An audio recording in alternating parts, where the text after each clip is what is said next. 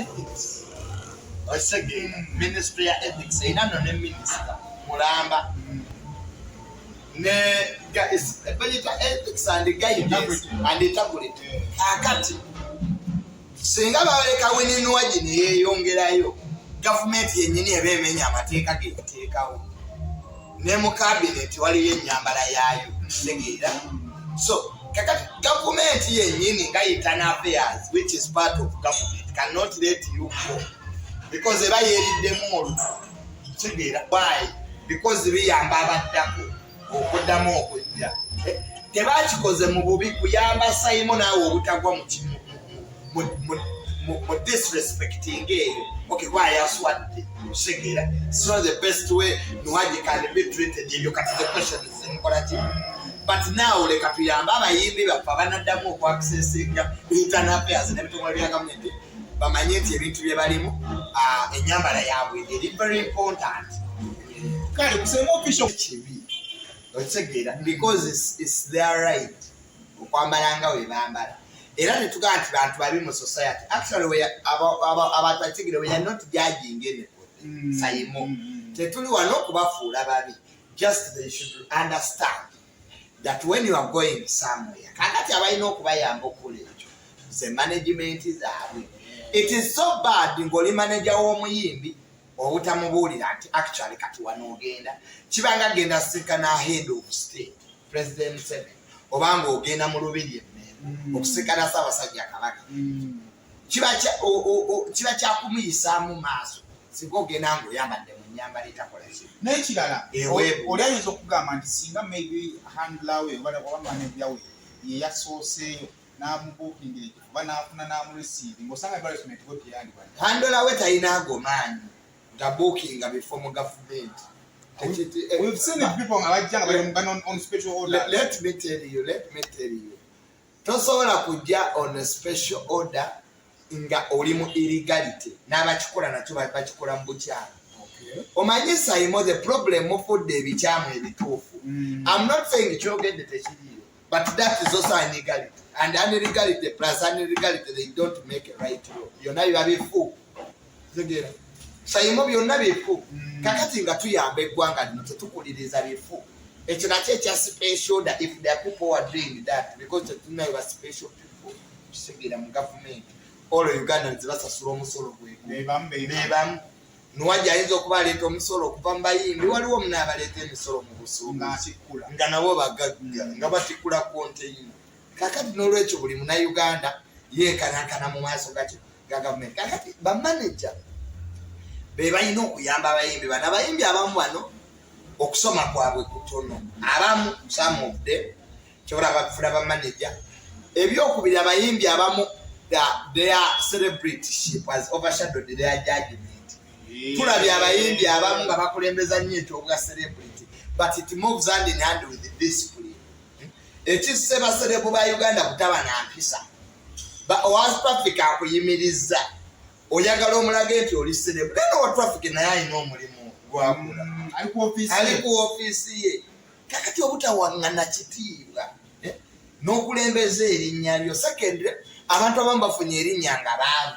They grew up in a primitive backgrounds. Kitegeera kyola bagamba nze nali mwavu mamange yatudde emmere ku street. It's not something kyoyinza okwewaaniramu. Baabogera just kulaga abantu bavu. Okay. Baabogera kulaga gye bavudde. Kitegeera kati okoze otya engeri gy'okyusiza financial basis yo kati olina ku ssente wali mwavu n'empisa nazo zikyuse ofaanana abagagga. Kitegeera so it is upon them as musicians.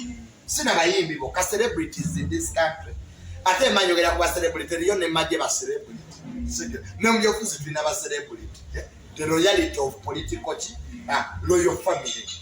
But minister, they are part of the political royal family. Second, abamba officers, they are part of the celebrity yamaje. Second, so it is upon them because they have followers.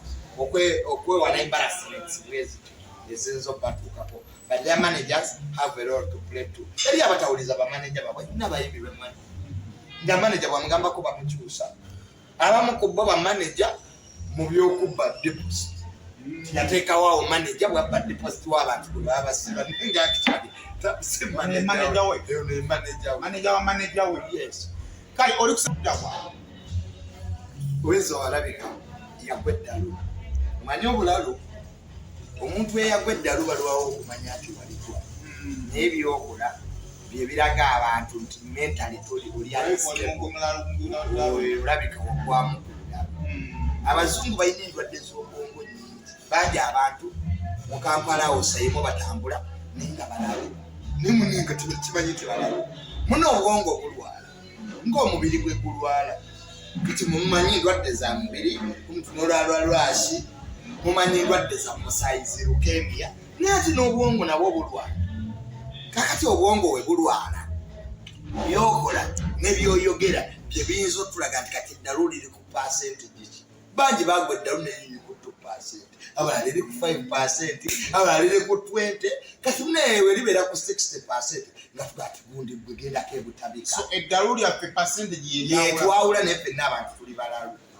Waliwo abagwa eddalu era kakati omuntu bw'anyiiga waliwo abantu nga bw'anyiiga akolera ddala ebyekiralu n'okusinga abali ebutabika kati ng'oyo omanya ebyono lisuseewo 70%. Kakati Weasel ayina ebintu bisatu ebimusumbu.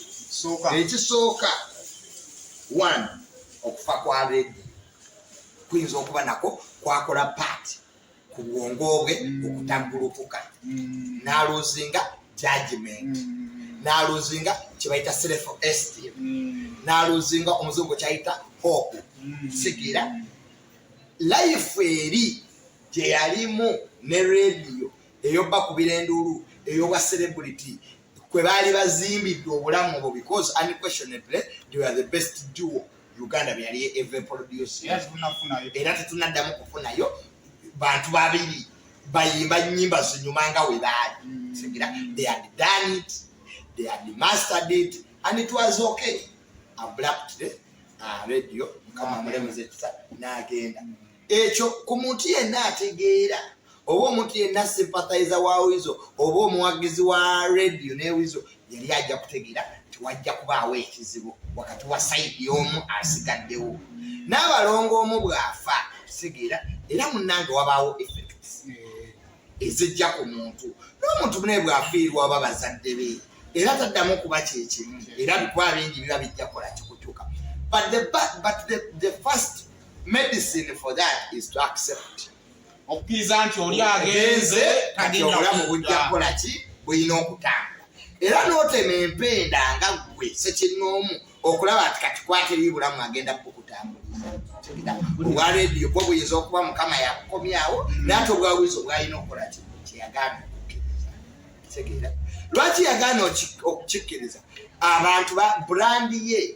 yali teyeemalirira yekka okay kifaananyi kyetwalabirangamu Weasel nga bw'olaba Weasel ng'amaze paati ye osuubira radio okuddamu kati radio tetukyamulaba Weasel waayimba tuba tusuubirayo mulala bakita batya accompaniment ti some brands ez'abayimbi zirina kuba accompany tu tobulanga balaapa naye laapa alina waalapingira then onona ayimba soprano n'ayongerako n'aleetamu chorus kati chorus teriiwo otyemala okumya oba naffe twakontribute olwansonga tulaba ffe twawulirangako abantu nga Weasel tumanyi kuyimba gundi yakuwaniranga musiki wakolanga boti ffe nga audience be yali akola twakola ekimala olaba kankubuulire the public has a poor memory ate buli kyokola va ku bantu abantu banyambye eki you see this life 90% is yours abannayuganda baagala ayise there is a time abanuwa town bino byonna byetuli n'obulamu bwe twagala tube sayimu fe abayina okubukola ki do you know that there are so many musicians abayimiranga ku stage bayimbe ne babavuma namugamba vaayo ne babakuba n'obucupa but some of things changed kati bwe tukubira enduulu so ebya public soko bijjemu we are talking about Weasel as a personality. If it does wakola ebintu ebituufu the public will be with you bw'okola ebikyamu the public will not be with you abantu tebayimirirawo ng'obulamu bwe buggwawo they don't care babawa abalala because this is competition so ekyo bambi kyamu affecting. Second, the family ye. Family ye nabo baagaana okukkiriza situation Weasel gy'alimu. One, bwe kiranga kituufu nga Dyanela kye yayogedde nti omukazi buli gyamukuba, which is true. Because we nategedde nti Weasel omulalu kwe kwata abaana ababiri yazaala omusaayi gwe n'agukasuka wali n'abasula ku nomads. Teri muntu ategeera ng'oli mu right sense zo osobola kukwata abaana abatali nti ba musajja mulala, because singa Weasel yatugambye ekintu kimu nti abaana bano si baana kitegeera. But abantu tubalabye marriages zaabwe tezitambula bulungi, ninga responsibility y'omusajja abaana baba babo. You are the protector of your kids.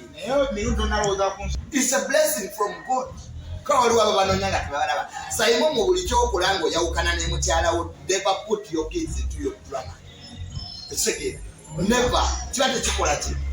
Kiba tekikola makulu. Kakati awe ngambira nti Weasel kati family yaabwe ye yalina okuyamba Weasel.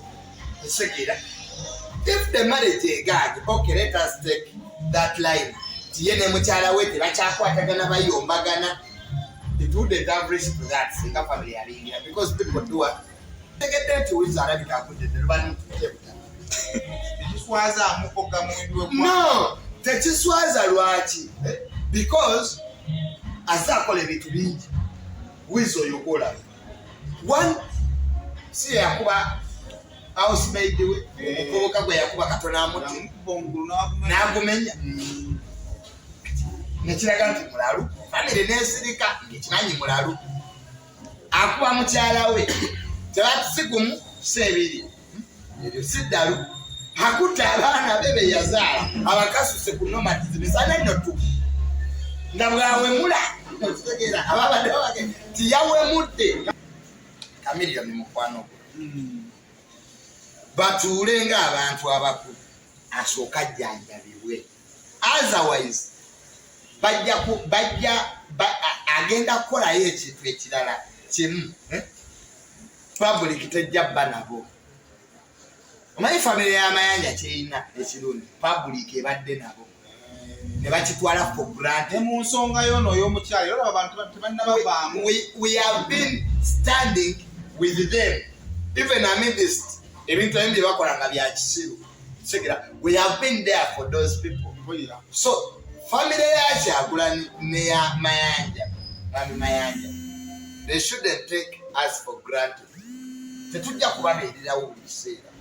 Even ne bwe yakuba mukyala we, we have resisted from bashing them.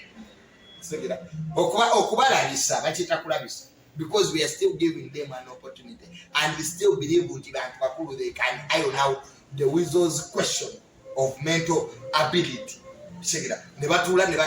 If it's mentally not doing well, waliwo amalwaliro, the psychologists we are here. Okay, let them give us that opportunity. Because teri akwata abaana be n'abakasuka, teri akuba mukyala we, teri akuba houseboy we. So I don't see a Weasel gwe twali tumanyi. Nga radio tanavaawo, the other one was a focused guy. Weasel omusango tubadde tumuwulira okuva buto baana kuzaala nekakati kuba nakasuka baana. So those things do happen. Omanga gali sharp ategeeka osositula obwana bwayo naye ate ye mwana wa bote buluma